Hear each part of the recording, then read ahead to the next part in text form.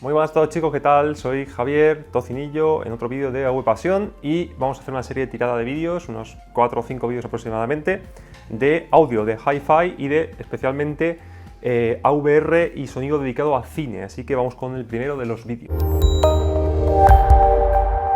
Bueno, este primer vídeo de todos va un poco enfocado a sacar el máximo partido a vuestro AVR o amplificador, que es como se conocen los amplificadores 5.1, 7.1, 9.1 comunes.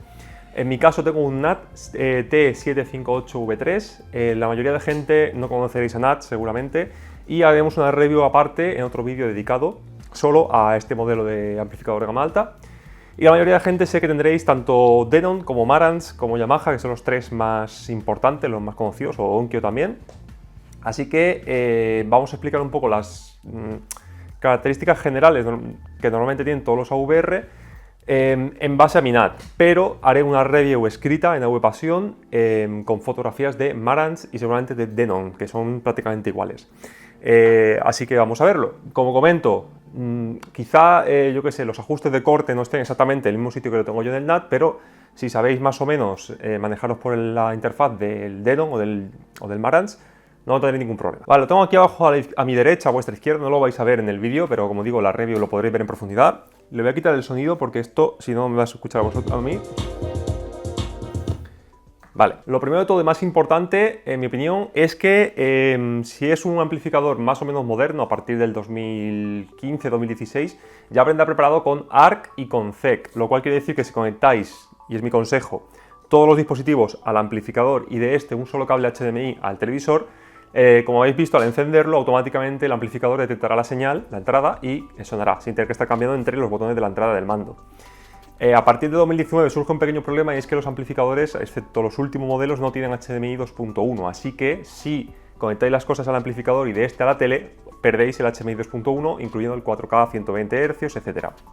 Así que en ese caso, solo en ese caso, sí que recomendaría que conectéis a la tele y de la tele al ampli por ARC o por eARC, que ahora explicaré las diferencias. Pero, como digo, solamente hay dos dispositivos con HDMI 2.1, que son las consolas, bueno, y los PCs, así que si tenéis una de esas tres cosas, conectarlo a la tele y de la tele al ampli, pero si no, todo al ampli y del ampli a la tele, ¿de acuerdo? Vale, entonces en ese caso, una vez que lo he encendido, me tengo que ir a la entrada correspondiente, que la tengo aquí, ya me la he detectado como NAT, y sacamos el menú. Vale, como digo, el NAT es bastante específico, bastante raro a la hora de ordenar lo que son las opciones principales del amplificador, pero en general, como digo, son comunes en todos, ¿vale? No tenéis exactamente el mismo sitio, pero bastante parecido. Antes de entrar en audio, vamos a empezar con la sección de vídeo, porque es aquí donde podréis establecer lo que os comentaba del ZEC. Como veis, yo tengo encendido el ZEC para que me detecte automáticamente el sonido y la entrada del vídeo en activado el amplificador de forma automática. El apagado, el control de energía lo tengo en apagado porque si no, cada vez que encienda la tele se me enciende automáticamente el amplificador. Y yo solamente quiero que el amplificador se encienda cuando escucho música, cuando veo películas, no cuando veo la TDT. Por eso lo tengo apagado. Luego tenemos el ARC, ¿vale? Que en mi NAT se puede poner en auto o apagado. En vuestro Denon será exactamente igual. Yo os recomendaría que lo dejéis en activado. De esa forma, cuando pongamos, por ejemplo, la TDT o cualquier cosa que veamos con apps internas como Netflix, Amazon Prime, etc., automáticamente esas aplicaciones le mandarán el sonido al amplificador. Como sabéis, las aplicaciones mandan el sonido en 5.1 Dolby Digital Plus, que puede ser a secas o puede ser con Dolby Atmos, ¿vale? Pero siempre será el audio Dolby Digital Plus con pérdida. ARC lo soporta, tanto el Dolby Digital Plus como el Dolby Digital Plus Atmos, ¿vale? No soporta los audios HD. Para que soportase audios HD tenía que ser compatible con eARC, que muchos de los amplificadores ya lo son, pero las aplicaciones internas de Netflix, Amazon Prime, etcétera, ninguna emiten audios HD, así que es una tontería. A excepción de, como digo, conectéis algo a la tele y de la tele al ampli, un reproductor externo, como por ejemplo la Nvidia Shield, pero eso ya es harina de otro costal. Bueno, una vez que tenemos estas opciones activadas, también os recomendaría el Auto Standby, que en Denon se llama Power Pass-Through, si no recuerdo mal, pero bueno, algo muy parecido.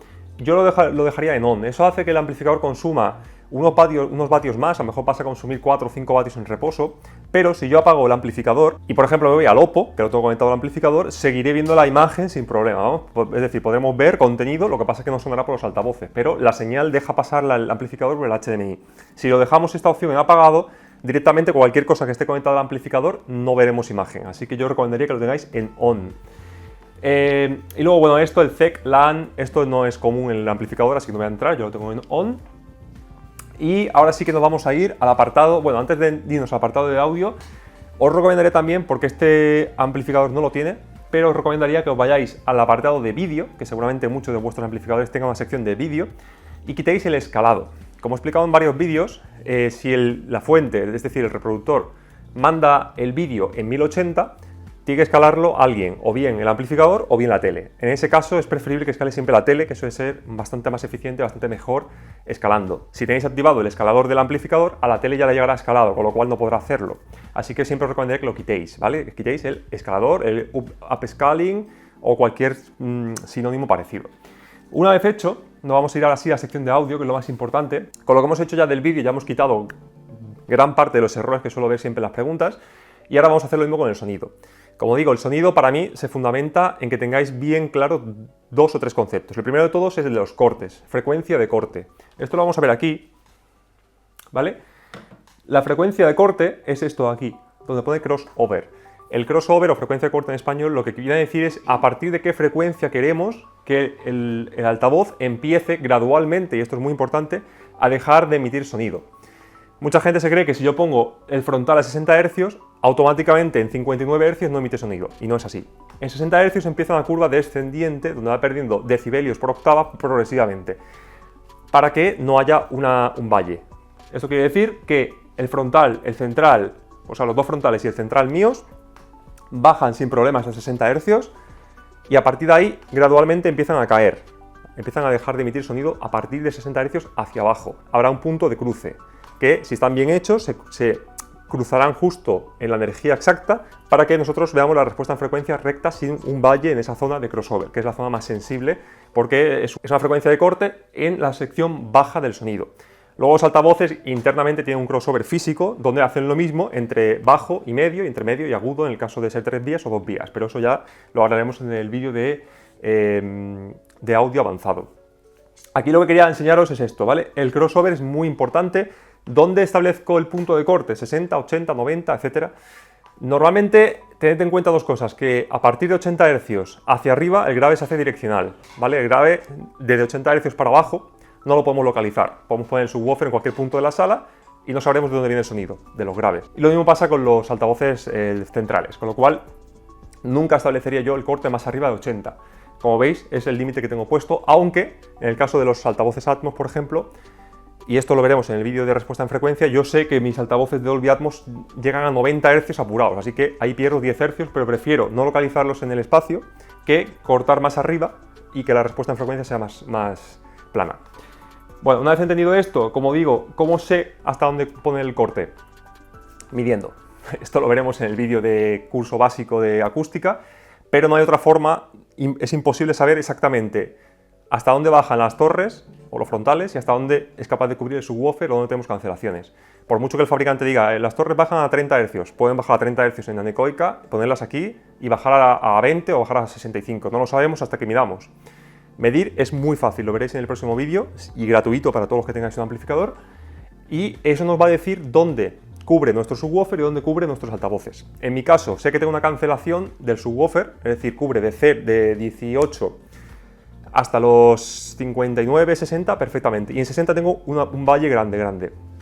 Y mi frontal es justo lo contrario, cubren hasta 60 y a partir de ahí ya no cubren más, así que es perfecto porque si establezco el corte en 60, la cancelación que el subwoofer no cubre me lo cubren los frontales, así que la respuesta sigue siendo plana. Una vez dicho eso, si no queréis esperar hasta el vídeo de mediciones o no queréis poneros a medir, aunque sea fácil y gratis, mi recomendación es que juguéis entre 60 si tenéis torres y 80 si tenéis satélites o altavoces de estantería. No pondría más abajo de 60 generalmente nunca, ni tampoco, como he dicho, más arriba de 80 por cuestiones que he explicado. Y muy importante también establecer siempre el tipo de tamaño de altavoz en pequeño. Mucha gente me dice, tengo torres que son de drivers de 8, etc. Lo quiero poner en largo.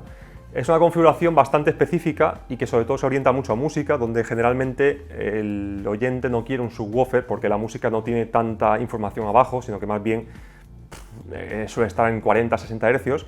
Así que si tenéis torres que bajan a 40-60 Hz y ya os cubren ese rango y solo vais a escuchar música, entonces sí podéis ponerlo en largo y con el crossover quitado, porque no tiene sentido tener un subwoofer y ponerlas en largo.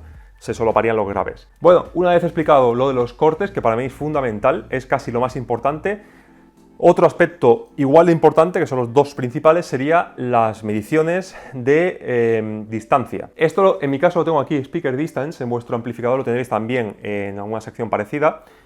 Yo os recomendaría que esto no lo modifiquéis porque en el tutorial de acústica básica veréis cómo vamos a utilizar los ecualizadores integrados de los amplificadores que ya tienen en cuenta la distancia de cada uno de los altavoces y la fase. Ambas cosas están muy ligadas. Como digo, yo lo que haría sería siempre, primero dejar que pase el ecualizador interno y luego si hace falta retocamos algo. En el caso de NAT, como tiene un ecualizador bastante potente que se llama Dirac, que también haremos un vídeo aparte, no hace falta y de hecho no me deja modificarlo, ya además lo deja clavado. En el caso de Denon, recuerdo que después de pasar el ecualizador, el subwoofer, que yo lo tengo inalámbrico con un adaptador, me detectaba la distancia mal y la fase no estaba ajustada. ¿Qué es la fase? Diréis muchos. La fase, si pensáis en la palabra desfase, cuando veis por ejemplo una película y el sonido llega antes o después, que está desfasado, ya sabréis lo que es. Es justo eso, que todos los altavoces que tenéis en vuestro sistema emitan sonido a la vez. Si yo pongo que el subwoofer, en este caso me sale en milisegundos, pero normalmente lo tenéis en metros o centímetros, lo tengo a 7 metros y en realidad lo tengo a 2 metros, el amplificador hace un cálculo de la distancia y hará que emita sonido antes o después del resto de altavoces y no os coincidirá, habrá un retraso de X milisegundos, por eso sale aquí con milisegundos.